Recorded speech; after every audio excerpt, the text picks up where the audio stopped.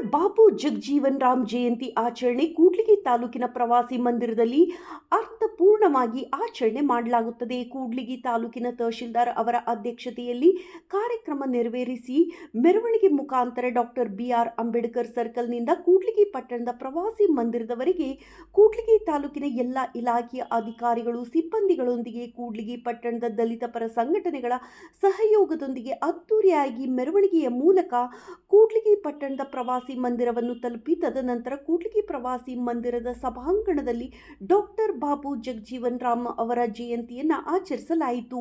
ಈ ಜಯಂತಿ ಕಾರ್ಯಕ್ರಮದೊಳಗೆ ಕೂಡ್ಲಿಗಿ ಮಾನ್ಯ ತಹಶೀಲ್ದಾರ್ ಕುಮಾರಿ ನೇತ್ರಾವತಿ ಮತ್ತು ಕೂಡ್ಲಿಗಿ ತಾಲೂಕಾ ಪಂಚಾಯಿತಿ ಅಧಿಕಾರಿಗಳಾದ ಟಿ ನರಸಪ್ಪ ಸಾರು, ಕೂಡ್ಲಿಗಿಯ ಕ್ಷೇತ್ರ ಶಿಕ್ಷಣಾಧಿಕಾರಿಗಳು B Mailesh Bevur sir, circle inspector Prahlad Channagiri, Gudekote ಭಾಗದ ಶ್ರೀಮತಿ ವಿಜಯಲಕ್ಷ್ಮಮ್ಮ, ಕೂಡ್ಲಿಗಿ ಪಟ್ಟಣದ ಎಲ್ಲ ದಲಿತ ಪರ ಸಂಘಟನೆಯ ಪದಾಧಿಕಾರಿಗಳು ಈ ಕಾರ್ಯಕ್ರಮದಲ್ಲಿ ಪಾಲ್ಗೊಂಡಿದ್ದರು. ವರದಿ H ಪಂಪಾಪತಿ. ಇದು ಸರ್ಕಾರ ಒಂದು ಆಚರಣೆ ಮಾಡತಕ್ಕಂಥ ಇದು ದಿನಾಚರಣೆ ಆಗಿರೋದ್ರಿಂದ ಅಧಿಕಾರಿಗಳು ಮಾತ್ರ ಇಲ್ಲಿ ಬಂದ್ಬಿಟ್ಟು ಆಚರಣೆ ಮಾಡ್ತಿರೋದು. ಯಾಕೆ ಅಂತಂದ್ರೆ ವಿಶೇಷ ಏನಂದ್ರೆ ಸರ್ಕಾರ ಘೋಷಣೆ ಮಾಡಿದ್ರೆ ನಾವು ಜಯಂತಿ ಮಾಡ್ತೀವಿ, ಮೆರವಣಿಗೆ ಮಾಡ್ತೀವಿ, ಫೋಟೋ ಇಡ್ತೀವಿ, ಪೂಜೆ ಮಾಡ್ತೀವಿ, ಇಲ್ಲಿ ಒಂದು ಮಾತಾಡ್ತೀವಿ, ಮುಗೀತು. ಆದ್ರೆ ಅನಾದಿ ಕಾಲದಿಂದ ಎಷ್ಟು ಸಾವಿರಾರು ವರ್ಷ ನೂರಾರು ವರ್ಷಗಳಿಂದ ನಮ್ಮ ಸಮುದಾಯ ಚಪ್ಪಲಿ ಹೊಳ್ಕೊಂಡು ಬಂದಿರತಕ್ಕಂಥ ಆದಿಯಿಂದ ಹಿಡಿದು ಜೀತ ಪದ್ಧತಿಯಿಂದ ಹಿಡಿದು ಎಲ್ಲ ಒಂದು ನಿಷ್ಠೆಯಿಂದ ಎಲ್ಲ ಸಮುದಾಯಗಳಿಗೆ ಕೆಲಸ ಮಾಡ್ಕೊಂತ ಬಂದಿದೀವಿ, ಕೆಲಸ ಮಾಡ್ಕೊಂತ ದುಡಿತಾ ಬಂದಿವಿ. ಈಗಲೂ ಕೂಡ ನಮಗೆ ಶೋಷಣೆ ಏನು ತಪ್ಪಿಲ್ಲ. ಈಗ ಓದಿದೀವಿ, ಒಳ್ಳೊಳ್ಳೆ ಬಟ್ಟೆ ಹಾಕೊಂತೀವಿ, ಆಫೀಸರ್ ಆಗಿದೀವಿ, ಎಲ್ಲಿ ಬೇಕಲ್ಲ ಕುತ್ಕೊಂಡು ಅಧಿಕಾರ ಚಲಾಯಿಸ್ತಾರೆ, ರಾಜಕೀಯದಲ್ಲಿ ಮುಂದೆ ಬರ್ತಾರೆ. ನಮ್ಮ ಅಪ್ಪ ನಮ್ಮ ಎಲ್ಲ ಭಾಗ ಕೂಡ್ಲಿಗಿ ತಾಲೂಕಲ್ಲಿ EO ಸರ್ ಇದ್ದಾರೆ, ತಹಶೀಲ್ದಾರ್ ಮೇಡಮ್ ಅವರು ಇದ್ದಾರೆ. ನಾನು ವಾಸ್ತವ ಹೇಳ್ತಿದ್ದೀನಿ, ಗ್ರಾಮ ಪಂಚಾಯತಿಯಲ್ಲಿ B ಗ್ರೂಪ್ ನೌಕರರು ಏನು ಕ್ಲೀನ್ ಮಾಡ್ತಕ್ಕಂಥ ಪೌರ ಕಾರ್ಮಿಕರು ಏನಿರಲ್ಲ ಅವ್ರಿಗೆ ಸರಿಯಾದ ರೀತಿಯಲ್ಲಿ ಸಂಬಳ ಕೊಡ್ತಾ ಇಲ್ಲ ಒಂದು ವರ್ಷದಿಂದ. ಆ ಚರಂಡಿ ಬಾಸ ಕೆಲಸ ಬೇರೆ ಯಾರು 5,000 ಕೊಟ್ಟರು ಆ ಕೆಲಸ ಯಾರು ಮಾಡಲ್ಲ. ಅವ್ರಿಗೆ ವರ್ಷಗಟ್ಟಲೆ ಸಂಬಳ ಕೊಡಲಿಲ್ಲ ಅಂದ್ರೆ ಅವ್ರು ಏನ್ ಕೆಲಸ ಮಾಡ್ತಾರೆ? ಇದು ವಾಸ್ತವ ಇರ್ತಕ್ಕಂಥದ್ದು. EO ಸರ್ ಆಗಲಿ, ZP ಆಗಲಿ, TP ಆಗಲಿ, ಗ್ರಾಮ ಪಂಚಾಯತಿ PDO ಕೂಡ ಕೇಳಿದ್ರೆ ಕೆಲಸದಾರ ಒಬ್ಬೊಬ್ರು ಒಂದು ಪೋಸ್ಟ್ ಅಪ್ರೂವಲ್ ಆಗಿಲ್ಲ. ಗುಡೇಕೋಟೆ ಗ್ರಾಮ ಪಂಚಾಯತ್ ಇರ್ಬೋದು, ಸಾಕಷ್ಟು ಗ್ರಾಮ ಪಂಚಾಯತ್ ನಾನು ಕೇಳಿದೆ. ಈ ವ್ಯವಸ್ಥೆ ಫಸ್ಟ್ ಸ್ವಚ್ಛತೆ ಬೇಕು. ಕಾಲೋನಿಗಳು ಹೆಂಗಿದಾವೆ, ಕಾಲೋನಿಗಳಲ್ಲಿ ಯಾವ ರೀತಿ ವ್ಯವಸ್ಥೆ ಇದೆ, ಅಲ್ಲಿ ಯಾರಾದ್ರೂ ತಿರುಗಿ ನೋಡ್ತಾರ, ಏನಾದ್ರು ಇದ್ದಾಗ ಮಾತ್ರ ಬರ್ತಾರೆ, ಅದೇ ಇದು ಸ್ವಲ್ಪ ಹಾಕಿ ಹೋಗ್ಬಿಡ್ತಾರೆ. ಈ ರೀತಿ ವ್ಯವಸ್ಥೆ ಇದೆ. ಎಲ್ಲ ಕಡೆನೂ ಶೋಷಣೆ ಇದೆ. ಅಧಿಕಾರಿಗಳು ಆದ್ರೂ ಅಧಿಕಾರಿಗಳಲ್ಲಿ ನಮ್ಮನ್ನು ಶೋಷಣೆ ಮಾಡ್ತಾರೆ, ರಾಜಕಾರಣದಲ್ಲಿ ಶೋಷಣೆ ಇದೆ. ಈಗ ಒಳ ಮೀಸಲಾತಿ ಇಷ್ಟು ಹೋರಾಟ ಮಾಡ್ತಾ ಇದೀವಿ. ನಾವು ನಿಜವಾಗ್ಲೂ ಇವತ್ತು ಜಯಂತಿ ಆಚರಣೆ ಮಾಡಕ್ಕೆ ನಮ್ಮದು ಧಿಕ್ಕಾರ ಇದೆ. ಯಾಕೆ ನಾವು ಬಂದಿದೀವಿ ಅಂತಂದ್ರೆ ಎಷ್ಟು ತಾಳ್ಮೆಯಿಂದ ಇಷ್ಟು ವರ್ಷಗಳು ಹೋರಾಟ ಮಾಡಿ ಈಗ ಇಲ್ಲಿವರೆಗೂ ಕೂಡ ನಮ್ಗೆ ಮೀಸಲಾತಿ ಕೊಡ್ತಾ ಇಲ್ಲ, ಒಳ ಮೀಸಲಾತಿ ಜಾರಿ ಮಾಡ್ತಾ ಇಲ್ಲ. ನೆಕ್ಸ್ಟ್ ನೀವೆಲ್ಲ ಅಂದ್ಕೊಂಡೆ ನಾನು ಭಾಷಣಕಾರನಾಗಿ ಬರಲಿಲ್ಲ, ನಾನು ಭಾಷಣ ಕೇಳಲಿಕ್ಕೆ ಅಂತ ಬಂದವರು. ಆದ್ರೆ ನಮ್ಮ ಫಕೀರಪ್ಪ ಮದುವೆ ಆಗೋ ಬ್ರಾಹ್ಮಣ ಅಂದ್ರೆ ನೀನ ನಾನು ಹೆಂಡತಿ ಆಗೋ ಪರಿಸ್ಥಿತಿ ನನ್ನ ತಂದೆ ಕೂರಿಸಿದ್ದಾರೆ. ಹಾಗಾಗಿ ನಾನು ಅನಿವಾರ್ಯದ ಅತಿಥಿ, ಅನಿವಾರ್ಯದ ಭಾಷಣಕಾರ.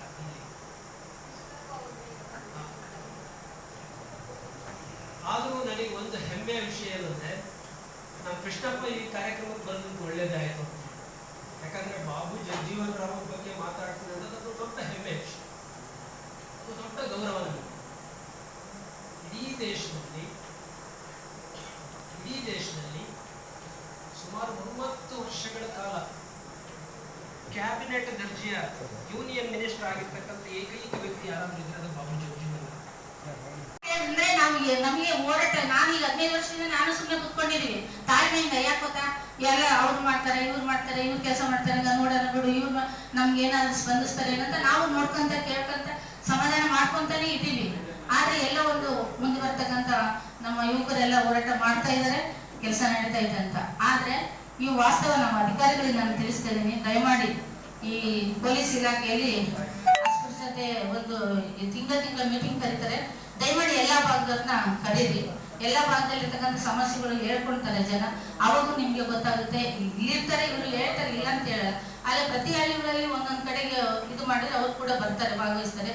ಇಲ್ಲಿರ್ತಕ್ಕಂಥ ಪರಶುರಾಮು, ಮತ್ತೆ ಶಿವರಾಜು, ಮಹೇಶ್, ಸಂತೋಷು, ದುರ್ಗೇಶ್ ಲಾಯರು, ಮತ್ತೆ ನಮ್ಮ ಬಸಣ್ಣ ಮಾಮ, ಇಲ್ಲಿ ನಾವೆಲ್ಲರೂ ಕೂಡ ಸಮುದಾಯ ನಮ್ಮ ಸಾಮಾಜಿಕ ಹರಿಕಾರನ್ನ ಒಂದೇ ಜಾತಿಗೆ ಸೀಮಿತ ಮಾಡ್ತಾರೆ.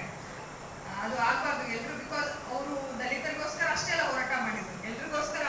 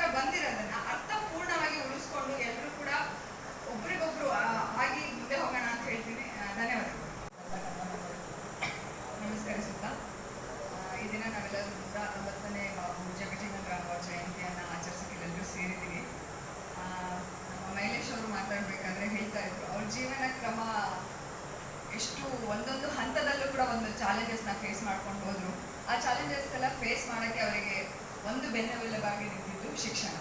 ಎಜುಕೇಶನ್ ಇಸ್ ಪವರ್ ಅನ್ನೋ ಥರ ಶಿಕ್ಷಣ ಅಸ್ಪೃಶ್ಯತೆ ತಾಂಡವಾಡ್ತಿರೋ ಸಮಯದಲ್ಲಿ ಅವರು ಶಿಕ್ಷಣವನ್ನು ಪಡೆದು ಎಲ್ಲರೂ ನೀವು ಸಂಸತ್ತಿಗೆ ಎಂಟರ್ ಆಗಿದ್ನ ಹೇಳ್ತಾ ಇದ್ರಿ. ಅವರು 28ನೇ ವಯಸ್ಸಿಗೆ ಬಿಹಾರ ಶಾಸನ ಸಭೆಗೆ ಎಂಟರ್ ಆಗ್ತಾರೆ, just when he was 28 years old.